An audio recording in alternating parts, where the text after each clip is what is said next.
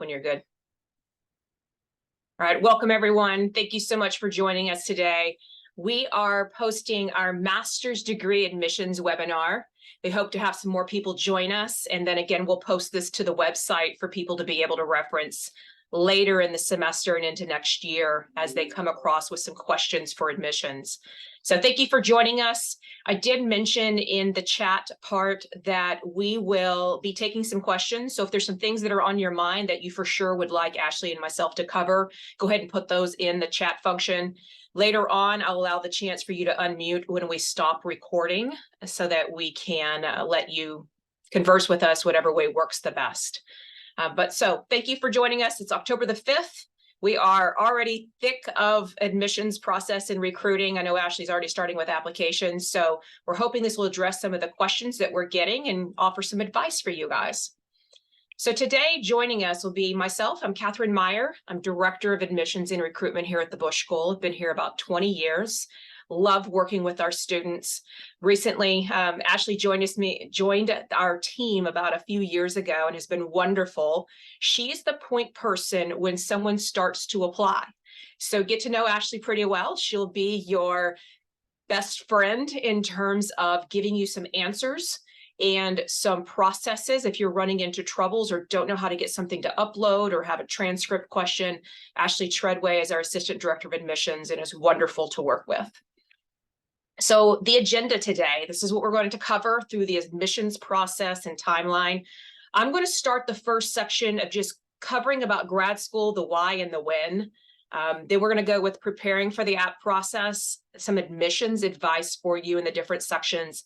Then Ashley's going to take over and start talking about the application requirements and timeline and what we expect after admissions, some processes you'll need to take care of. Then it'll come back to me with some average class stats and just a quick funding and cost consideration when you're getting offers from schools. So again, what's on your mind, be sure to ask us, drop that in the chat section or save that for later in this session. So we're going to start with grad school, the why and the when. A lot of times you'll get students who, one of their first questions, and it's a valid question, is when should I go to grad school? Should I wait and work a few years and figure my path out before I come to grad school? Or are you okay with accepting those that have just graduated undergrad? And are we willing to take them at that time? And the question all comes down into when is the right time for you? So we're going to do a couple of questions here. First and foremost, does your intended career field need more from you? Right? There's some that once they graduate from undergrad, they may decide right then and there, you know, I want to go into the federal government. I want to work somewhere with one of the agencies within Washington, D.C., for instance. And I'm going to go try my hand at that with just what I already have, because I don't know that I need to spend the money to go into grad school. And that can work for some people. But you need to do your research and find out. You may find out through trial and error that you can't get your foot in the door without having that master's degree. You may find out there may be some skills that you haven't covered yet in undergrad, and you may want to go back and get some more knowledge, skills, and abilities to fill those needs. So do some research, and I'm going to cover that on the next slide. And know that grad school's more than just about the knowledge you're doing. It's also about the professional training and the connections that you're making with the faculty, getting some of those resources and connections through our career services office, and just expanding your options of, do I want an additional certificate in maybe some quant additional work? So there's a lot of ways to build that knowledge, and a lot of time grad school fills that need. Not everyone needs it, but a lot going into the fields that we work with find that there's some advantages of spending that time and money doing it. And then coming back to that first question I asked, the best time to attend grad school is when you know your focus. So if that is right after you graduate from undergrad and you know you want to do this and you're already in place in a certain location, or your mentality is already ready for having done homework and you just want to dive into it, there's a lot of schools that will take you straight out from undergrad, but you will have to convince those faculty of why to bring you in. So be sure you know your focus, because you're not going to figure that focus out in what we call in grad school, this is a sprint. it seems like you just started and suddenly you're graduating. So you're not going to have a lot of time. Undergrad, 4 years, you got a little bit more. Here it's 2, and you got to keep moving forward. So you may not have it all figured out as exactly what you want to do, but you do need to have an idea, knowing that I think I want to do nonprofits. I think I want to work with such and such energy issues. It can change when you're here. We get that. But you do have to have some type of, I'm not just here for, it fulfills my next step. I'll figure it out when I get there. Faculty want to know more than that. And you need to sell them and how you're going to contribute to the classroom, right? So those experiences you've done, the passion you have for the field, there's a lot of things that go into creating those great essays. So one part I said was about researching your options and knowing your field and what they need from you. So I've put in a lot of very helpful websites, and these are utilized for public service professional organizations. So you can see that public administration, I would recommend that you go into NASPA.org. Halfway down their first page when you land there is going to be a section on careers and pathways and schools that offer these kinds of degrees. So do your research at these kinds. The PPIA program is a great resource, and it works for both public admin and international affairs, where you can attend some junior summer institutes and get some quant help and listen to speakers. And those are a wonderful addition. But if you haven't done your research, you may not find it, and you may not see an email about it. And they pay for you guys to go to some of those. So definitely utilize a lot of these websites. I'm not going to read them all off. I will say international affairs, APSIA.org is a wonderful one, has all the top organizations and university programs in the world, probably about the top 35 to 40 that are listed, where you can go in and out of those websites and see which ones are a best fit for you. Nonprofit, state, local, federal, national security, and international economics and development. By no means this is all inclusive, but it does give you a start, and you can come back and reference this later, take a snapshot of it, and do some homework. Find out what these organizations recommend for you to have in these fields that you're interested in. As far as admissions and preparing, what makes you competitive? You're going to see over and over, it's aptitude for the field. Have you done well enough in your past experiences, in your classes you're taking, the internship, developing that this is really what I am wanting to do. I want to make a difference in these issues. Faculty want to know there's a good fit for it. So that aptitude, the past academic success. Now that can be more than just the GPA.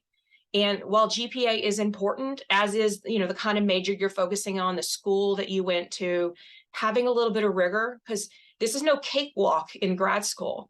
They are going to challenge you, and there'll be a lot of reading, a lot of writing, a lot of opportunities to go past the classroom and go to speakers, conferences. You're just wanting to make sure that you show them you can do grad level work. That clear sense of direction I talked about earlier, may not stick with it, but at least in your essays, convey what you think it is you want to do, or even the region, the sector that you think you want to follow in. Maturity and initiative is huge. Make sure that you are showing, now we do an interview to help us with this, that people are ready for what they're about to undertake. And that if you end up getting in a class, for instance, quant methods is one of our first courses in both of our Master of Public Service and International Affairs. If you're struggling with it, you need to take that initiative and go see the faculty member or join a group with your fellow students to help you get through these classes. It's not just going to all fall in your lap. You're going to have to take that initiative to push yourself, to get help when you need it, to go to those extra curricular activities and get to know your classmates, get to know the speakers, and just find out more about what's out there. That's what these grad school programs are about. Can you work with others? A lot of the work we do here is teamwork. So make sure that you can talk about what you've been able to do in the past with projects and so forth. And you're also going to need support by your recommenders. Unfortunately, we still are having to collect recommenders. So we need those letters, those little checkoff sheets that tell kind of where you rank compared to other people they know at your age and in the classes. We need 3 of those. So make sure that you're lining those up. And then as far as leadership and involvement, that is that step outside of the academic. Where have you been active? What are you passionate about? Just highlight those, especially on that resume, and work on language and all those other parts. So in admissions, you need to make sure that you're highlighting your strengths. And I'm just going to cover a couple of things. This includes relevant experiences, the contributions, your academics. So build your resume and your statement to highlight what those interests are. Now, for instance, we do get some people who tell us that they're looking for a PhD program. And we go, did you actually read our stuff? We're a professional program. While some might wind up in research, ours is more professional. So you want to make sure that you're tailoring that essay to hit that, or there may be some questions that faculty will follow up during an interview to say, okay, what exactly do you need from us? Because we're not getting you ready for a PhD program. It's not a stepping stone for that necessarily. You also want to look at your interest versus what our faculty offer here. So almost all these websites will have faculty directories. Look at the professors, look at their past research. I am getting a lot of emails right now from students who are prospects who have reached out to faculty wanting to be their GAs or their teaching assistants. And just realize some schools don't do that for incoming students. We're one of those, others do. So make sure you're looking at that before you start hitting up all the faculty. And you're not necessarily bothering them, but you're giving them another one that they're then forwarding to us. And I'm getting, 4 or 5 from the same professors for the same student. So do some of your homework on that and talk about your interest. And then on your experiences, you're talking about the relevant work, the volunteerism, the study abroad, an internship or 2 that you've been able to do. Those are the things that help you stand out, that you've gone out and done something that maybe another younger student didn't have an opportunity to do.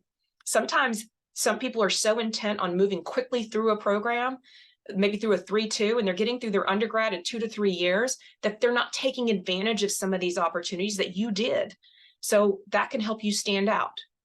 And as far as your abilities and skills, I've listed a few of these here, right? But if you can talk about your leadership, your time management, the practical training you've been able to do, all of these play some role. And we're looking for these kinds of things when we're interviewing and when we're looking over your materials.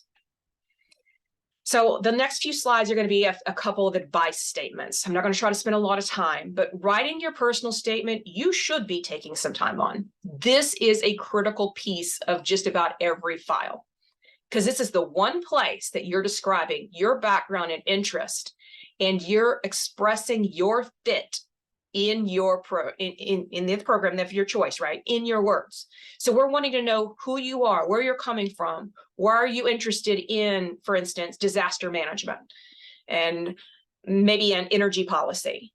We just want to know who you are. So use this and be careful that you're covering what each school wants on their prompts. So if you need to, break the prompt into sections and ensure you're answering it. I know a lot of you will take essays that you created for other schools and you'll just copy that and put that and start reworking it. If you do that, again, make sure you answered each of our prompts, which would be different from another school, and take out the name of the other school. Be careful on that. It doesn't always sync your application, but it sure does give pause for a faculty member to go, oh, look, they don't even know what school they're applying to. So careful, careful, careful on that. And then take your time, have someone else read it, review it, and then come back to it. Don't make this something that you're trying to do in one night because the deadline's due. Give yourself a week, 2 weeks, tweak it, have someone look at it, but outline your qualifications, convey your passion, explain your goals, right? And those are typical pieces, but definitely look expressly on the website of what we want. Letters of recommendation, 3 letters are typical. We're seeing some schools now do 2. Some have made it completely optional. For the younger applicants, the focus primarily for our faculty is to read what other academic faculty said about you. So typically, if you're still an undergrad, about to graduate, or been out less than 2 years, typically you want at least 2 of those to be academic. It doesn't have to be if it doesn't play to your strength. But that's typically what they want to see. Other options, if you don't have enough of the academic, is look at former employers, community mentors, student organization advisors. Sometimes we got military and they bring their personnel in to answer. So you've got all kinds of options to do it. But I will say, no matter what, you play to your strengths. Don't try to pull an academic of someone who doesn't know you or you didn't do well in their class if they're not going to give you a good letter or a detailed letter. It needs to be someone who knows you a little bit better. So the fewer professors are needed, the longer you've been out. Choose someone familiar with you, sometimes because you've taken multiple classes or you've done an organization where they're a sponsor and you've taken their class, something like that. And then supply each recommender an updated resume, something that they can reference so they can pull that into the essay about knowing you, right? Your graduate career goals, let them know what program you're applying to, why, the deadlines they need, and then make sure that you're giving them the right kind of links. For us, for instance, ours is pretty simple because it's all done through GradCast. So as long as you're entering that information, they're going to get the right materials for them to then upload back. And then as far as the GRE, this GRE is optional for both programs now. The Master of Public Service and International Affairs both have made this an optional piece. You can still take the test and later determine if you want to use them, but we're not requiring them. Really what we're saying is if you're below a 3.2 GPA for those two programs, you might want to consider doing them if they will help your application. Or if you know you're a good test taker and you know this would be an additional credential that would help you stand out as a strong applicant, that's another good reason to supply them. But we know that the test is, I put the cost, it's about $205 for most here and domestically, at least in the US and many other countries. But it's time and money. So we understand that. And if you choose not to do it, you are not hurt by that. But there is a nice little credential here. If you decide to take the test and you're not happy with your test scores, but you had them reported to us, just contact Ashley through that Bushkill Applications email address we'll talk about later, and she'll have them removed so faculty don't see them. We don't want you hurt by test scores, but we do want you, if you think they will help, go ahead and take it. And if you stated on the application that you're submitting them, but now you don't want to, again, contact Ashley so that we can move the file forward knowing we're not waiting on them anymore. If you do decide that you're preparing for the GRE, study for it. Please don't just go cold turkey thinking you'll be fine.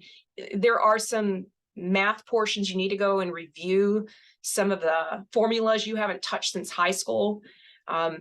Just being ready and familiar so you can do well if you're doing it. Each test vendor has free practice tests on their website. There's some good books out there at some bookstores. It's just the general test. So prep for it if you decide that you're going to do it. And I believe this is probably my last part. No prerequisites are built into any of our programs, but you should have some familiarity, especially in the MPSA. They're a quant heavy program. So you need to understand economics, micro or macro, or have a statistics class or a research methods class or a calculus, something where numbers don't scare you and you've got some foundation they can build from. That's not as important for the national security part of the MIA because they only have one of those courses, but MPSA has 2 or 3 of them. If you're going into the IA with the IDEP, again, that's international development and economic policy. So economics is part of that. So micro and macro statistics, something would be helpful. All right, so there are some free resources if you decide that you are a little rusty. This could even help for the GRE test. You can go to Khan Academy. They're free online. They have pre-algebra, algebra, statistics, economics. Just start working through some of those before entry. And then again, spreadsheets, we all use them. Microsoft, creating your first Excel workbook, understanding some of those functions, and just being ready for that. All right, I'm going to pass this off to Ashley for a little while, and I'll come back in a little bit. Thank you. Thank you, Catherine.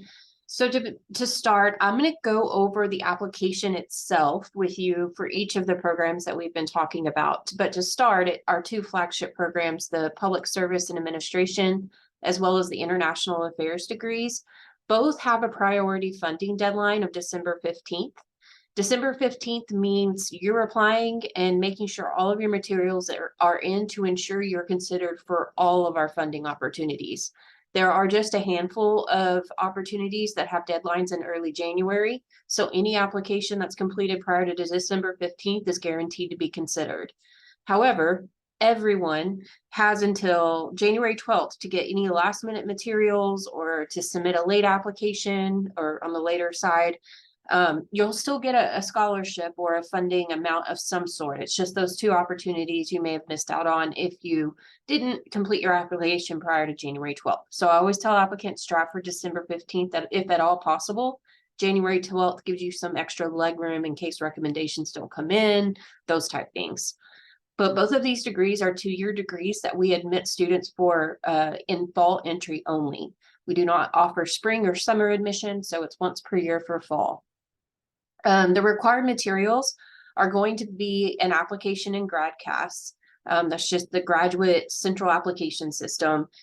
And through GradCast, that's where you will upload and submit all of the materials listed below. So that's going to be your resume, your personal statement, your international experience essay if you're applying to the international affairs degree, transcripts from all 4-year colleges or universities attended. We do not need community college transcripts or transcripts from, let's say, a dual high school credit. I get that question a lot too. However, if you did take courses at Texas A&M, then transfer over to the University of Texas, even if those credits transferred in, we still need transcripts from both of those colleges. Additionally, recommendations. This is all collected electronically. So you'll enter the name and email address of 3 recommenders. The system automatically notifies your recommenders that they have been asked for a recommendation. So make sure you talk to your recommenders prior to adding their information in. Otherwise, they'll get that notification and delete or not have any idea what it's for. So talk to them before you do that. And then if you're an international student and you're from a citizen from a non-English speaking country, we do require proof of English proficiency. There's a list of ways. GRE verbal scores of a certain level, TOEFL scores of a certain level. So just look on our website. We have those minimum requirements and upload to your application. And then if you're electing to submit GRE scores, even though they're completely optional, there will also be a place for you to upload in your application. So one tip for you guys is when you are ready to submit your application, you don't actually have to wait until your recommenders have submitted their recommendations. Instead, what I advise you to do is submit your application as soon as you've got all of your parts done. It will come to me and then I'll let you know, hey, we're waiting on 3 recommendations. You can always log into your application and check the status of those recommendations. You can send reminders, you can change out your recommenders, but that just ensures you have the application in. You're just waiting on recommendations, just monitor them to make sure they come in. The next step in the admission cycle for these 2 programs is the admissions committee reviews all completed applications at the end of January. So we all come together, make those decisions on who we're going to invite forward to the next round of the admissions process, and that is interviews. You do, if you're invited, are required to complete an interview with 2 different faculty or staff members. And we urge and recommend and encourage applicants to attend interview conference weekend if you can. We'll offer Zoom interviews for those that can't make it. Maybe you're in a different country or you have another obligation. But during interview conference weekend, and we have these 2 dates listed up here, we do partially reimburse you for all travel expenses. We feed you while you're here, but also you get to interact with faculty members, alumni, current students. You get to visit with different organizations, student organizations that are here, learn about the curriculum, meet with the department head. It's a very busy weekend, but that is key into learning everything you need to know about this degree and seeing if we are the right fit for you. So interview conference weekend isn't just us interviewing you. We want to make sure that you see yourself here too. Then in early March, after all the interviews are completed, we come back and do a final application review for a decision, as well as a scholarship or funding decision. And our goal is to have offer letters out with those scholarship decisions by mid-March. March 15th is kind of our cutoff deadline for us. Then you have until April 15th to accept or decline that offer. Just know that if something does come up, like an emergency situation or something you didn't expect, and you need to roll your admission over to the next year, we do have an option for you to request approval to do so. In extenuating circumstances, the departments would allow you to move forward a year or roll it over for a year. So that's for those two programs. I'm going to switch over to our Master of International Affairs and Public Health combined degree. Has very similar application deadlines, so we still have that priority funding deadline of December 15th and a final application deadline of February 1st. So a little bit further out than the January 12th deadline, and that's because we're working with the MPH degree to coordinate those admissions decisions and the admissions process. This is a 3-year degree where you apply to MPH and IA at the same time, but you start in the MPH program for the first 1.5 years, and then the second 1.5 years, you come over to the Master of International Affairs. So your first step in applying to this is to submit an online application through what they call a SOFIS application. Just like everything that I had previously went over in the previous programs, it's a very similar application. You're going to upload all of your materials to that application. And as soon as you submit that application, you turn around and submit an internal application to the MIA. The Master of International Affairs requires just a few more elements that the MPH does not. That's why we have to collect it kind of separately. Additionally, if you want to tailor your personal statement or your resume to international affairs and it be different than your MPH resume and personal statement, we recommend you upload that to your internal application. We'll consider those instead. Otherwise, if you don't upload it, I'll use what's on your MPH application. But just know that the personal statement prompts are different between the two programs, and the resume, some people want to put, if they have security clearances or language experience, that's not necessarily applicable to MPH, but it is to IA. You can do that as well. Hey, Ashley, before you move on, can you cover, someone asked about the international experience essay and what we like in that. So it would be for both, MIA. Yeah. So the international experience essay, that's a great question. And I skipped right over that. But it is very similar to the personal statement, but different in that we want to know specifically what is your exposure, what triggered your interest, why international affairs for you? Have you studied abroad? Have you traveled abroad? Is there a specific country that you've been studying? Just tell us kind of what is your background in international affairs of any type. Have you maybe you have family, or maybe you are from a different country. We're just trying to get a baseline of what your experience is so far up to now. Okay, and I did have one more. There's someone who's asking, they already have a master's degree. Shall they present the university and master's degree transcripts? Yes, all 4-year college transcripts, regardless if a degree was earned or not. So the MPH, MIA admissions timeline is the exact same as it is for the MIA, except the only difference is whenever we email you that offer in mid-March, it's going to contain an offer letter from the MPH department if they've admitted you, and an offer letter from us if we've admitted you. You can be admitted to one but not the other program, but you can also be admitted to both. Just know that you'll have to accept the offers to both or one, whichever you would like. And then the app requirements for our last combined degree with the Master of International Affairs is the Master of Science and Economics combined degree.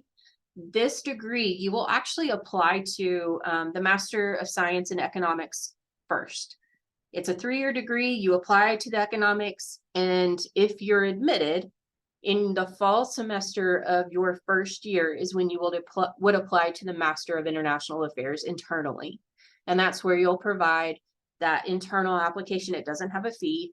The MIA focused resume and personal statement and the international experience essay.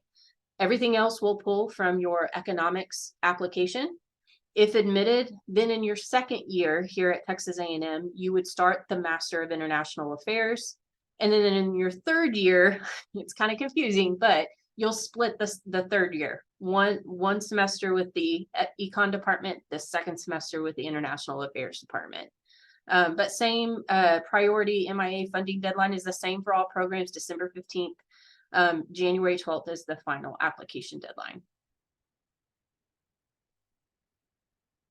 For our last degree, the Master of International Policy, this one is different than the others in that it requires you to have at least 4 years of full-time professional experience in international affairs to even apply.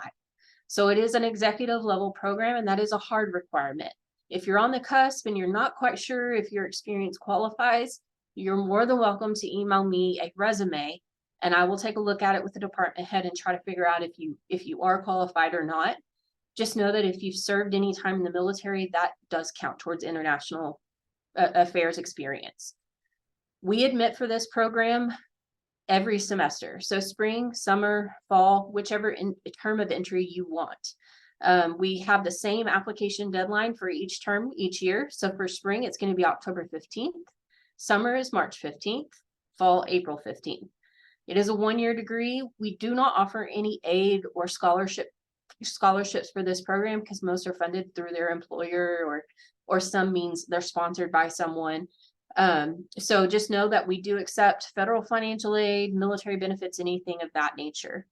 Similar to the other programs, you would submit an application through GradCast, a resume, personal statement, transcripts, recommendations. We only require 2 for this program. And then GRE is completely optional and proof of English proficiency. The admissions timeline for this is much quicker. We do not require interviews for this degree. Instead, once I receive a completed application, meaning all materials are in, all recommendations are in, I send it on to the admissions committee to review. And then 7 to 10 business days later, I have a decision and I'll notify you via email. And then you have 30 days from whatever date that is to accept or decline your offer.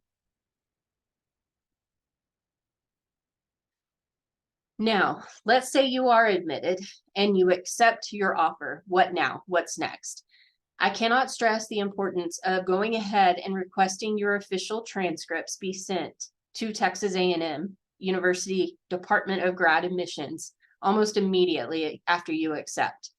The reason is you will have a hold on your account preventing you from being able to register for courses, and registration opens 2 to 3 weeks after we send out the offer letter. So there's a short turnaround time between that time. So submit them, make sure they're in. It can take 2 to 3 weeks for them to receive and process transcripts, especially if they're mailed and not electronically delivered. So an electronically delivered does not mean email. It means an online secure service that they have to send the transcripts through, like Speedy or National Student Clearinghouse, something of that nature. Also submit your official English proficiency test scores if you've done that as an international student, or that's how you want to prove your English proficiency. And then after that, you register for a class. And throughout the summer, we connect you with current students. We make sure that you're on track to enter and start the program with an orientation the week prior to class starting.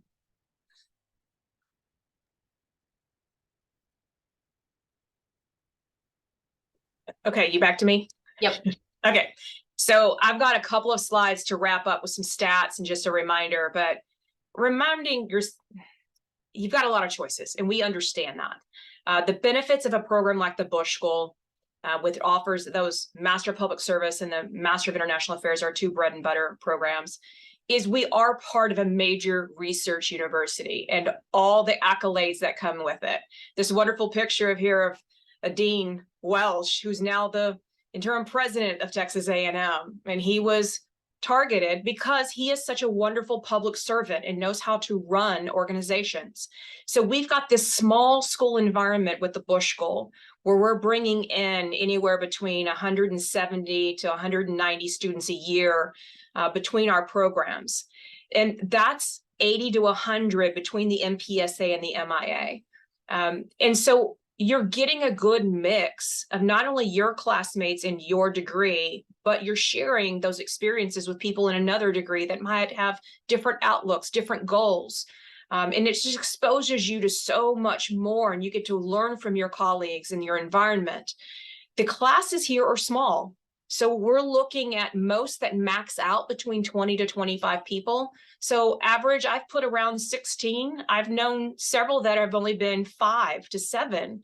So you really are getting that close connection with faculty. And it is then putting a lot of responsibility on you. You've got to come to class prepared. and having done your readings and be ready to talk and discuss, and I don't know if debate's the right word, but you're coming in there to really learn and hash out these ideas. So be ready for that kind of environment, because you're learning not only from our academics who are subject matter experts, but we have a great mix of seasoned practitioners, people who've been in the field, maybe a foreign ambassador who's done all of his life, 20, 30 years in that field, who comes back, an intelligence officer, someone who ran nonprofits, another one who's, a government employee. And they're coming in and talking about the kinds of writing you need to do, the kind of connections you need to do, how you need to speak. You're going to learn that from them. And then this is a competitive enrollment. So it's merit with experience and fit that are going to be decided upon as we're deciding who to admit. And right after that, how much money we can offer to students. So I'll cover this in a second about funding, but we will cover everyone with something. You just can't get a full ride here unless you're one of the couple of exceptions, and they've got to be domestic students. Again, GRE is optional. Most cases, in this case, nearly everyone is not going to submit them. But if you think it can help you, or you've got a lower GPA and want to do it, please think about that if it can help, especially sometimes with scholarship considerations. It's nice to have that additional credential. Not mandatory, though. People still get great scholarships without it. So incoming class stats, this is on the website under the admissions section. But enrollment, you'll see the MPSA fell a little bit below their goal of that 80 to 85. Some of that's because some of our international students who are admitted can't necessarily get their paperwork in order, or their funding doesn't come through because they know we're not giving them everything. So they are trying to line up outside scholarships. So 75 for MPSA, 93 for the MIA. Now, the MIP that Ashley talked about earlier is rolling admissions. So between the fall and the spring, so far we've got 8. We'll expect that to probably have a couple more in by summer. Average GPA, this doesn't fluctuate much. Usually our average is between a 3.4 and a 3.65. But you'll see MIP is a little bit lower than that. But again, they're bringing in their experiences. So that's more important to faculty so they can make up for that. The women percentages, the students of color, those are very robust. We work hard to have diversity here in our classes. International students, same way. The only reason those numbers are as low as they are is because of funding and whether students can afford here. We admit a lot more than this. We're not trying to be exclusive and put people out there and say, no, we can't hold those international students. We want them. But most of the time, we can only fund part of it, which I'll cover in a second. And that just puts more pressure on students to find their own.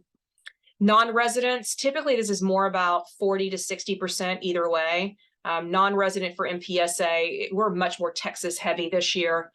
We've seen that the last couple of years. It'll be cyclical. It'll change and we'll go the other way again and have more non-residents outside of the school. So average work experience, 0 to 2 years. You'll see with the MIA, we had quite a few who were admitted straight out. They were some of our strongest students. So don't let the, hey, I need to go work for a couple of years. It's great if you have it and that works for you, but it doesn't for everyone. And we're willing to take them if they're the right kind of student.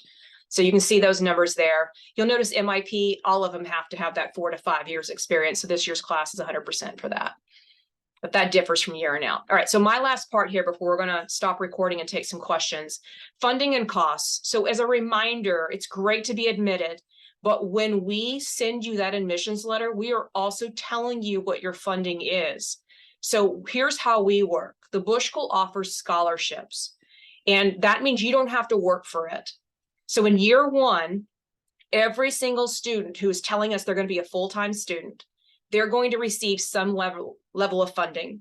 We're going to start with our top awards, those full funded awards. There's only a couple of them, and they're only open for domestic students.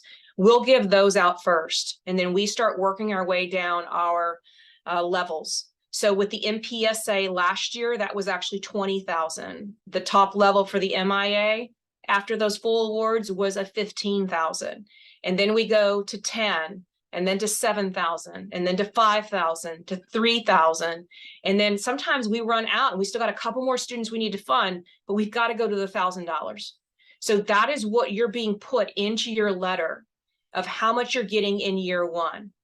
If you are an out-of-state student or an international student, you get an additional statement that says we will also provide you a non-resident tuition waiver, which means you don't have to look at that higher price tag because we're going to now get you down to a closer amount that's within 3,000 to 4,000 of a Texas resident.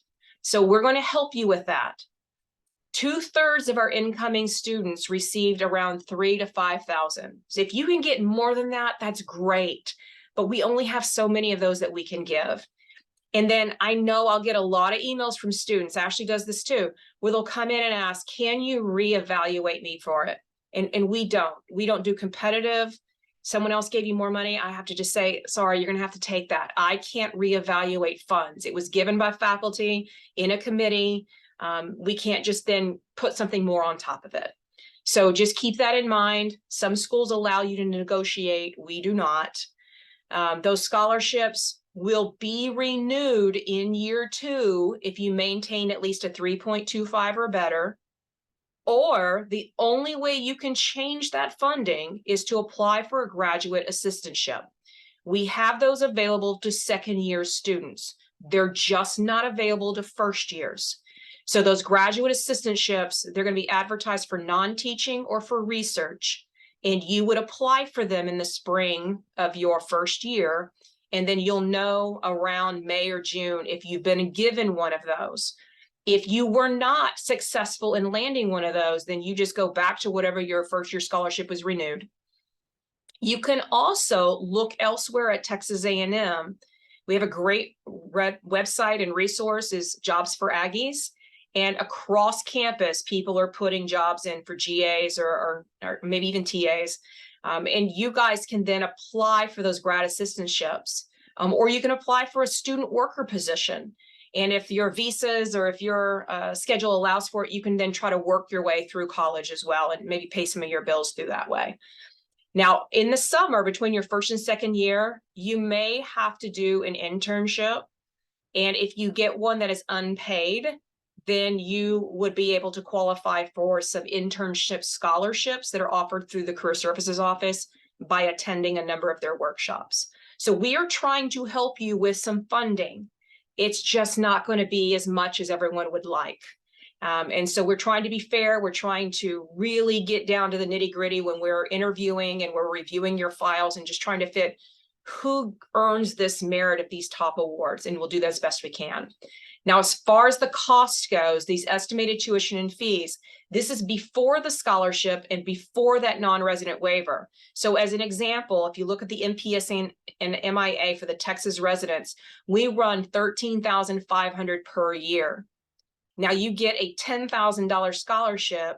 That means out of your pocket, you're responsible for about $3,500 plus, of course, the living costs. If you're a non-resident, that waiver that's worth $12,700 plus your scholarship will knock you down close to what the Texas residents are. And if you're an international student, you'll notice you're a little bit more expensive because you've got some international fees and insurance you have to cover. And so it's always about $4,000 off of the others. But again, much more reasonable once you apply those scholarships and that waiver. MIP is a little bit different, but you can see what those totals are. And in that case for MIP, you're not getting the scholarship and you're not getting waivers. So that is the cost you would pay. So it's a little bit different in terms of how we work and function with funding. So be sure you're working with the institution that is admitting you, compare those prices, find out what kind of scholarships that you can qualify for. So with that being said, I'm going to give it an opportunity in just a second. We're going to stop the recording in a minute, but I want to go through. If you have any questions for us, Ashley and I are here to help. She's better at answering the phone than I am, but a lot of those emails we both split between. That Bushkill admissions at tamu.edu, that comes to me. She's got one that's Bushkill applications at tamu.edu, and that is all over the website when you start to apply. That phone number rings in both of our offices, and so we are here to help. And there is a ton of wonderful information that Ashley spent a lot of time developing that is on our website that goes step by step how to apply. And if you run into any questions, you just pick up the phone or email her, and we're happy to cover that with you. Now, the last part of this is we do still have 3 more upcoming events. Well, there's more than 3. The career services is next. So Matt Upton's going to come in a couple of weeks and cover about jobs and what we can do. And then I'm going to cover financial aid and what graduate school financial aid, FAFSA, loans you can take out, options. It's more than just what the Bush School does. It is more general. So if you want to learn more about that, attend on November the 8th. And then I'm giving overviews, which is everything all in one little compact one on October 30th, November 28th, and December 13th. So if you haven't already heard one of those or want to hit it, then you're going to get information for that. But we also have chat hours where people just drop in and ask us questions. And we've got open houses if you find yourself here in Bryan College Station. So just take a look at that events calendar on the website. Get in touch with us. Ashley and I are here to help. So having said that, Ashley, if you'll turn off the recording, we're now going to open this up and see if anyone has questions for us.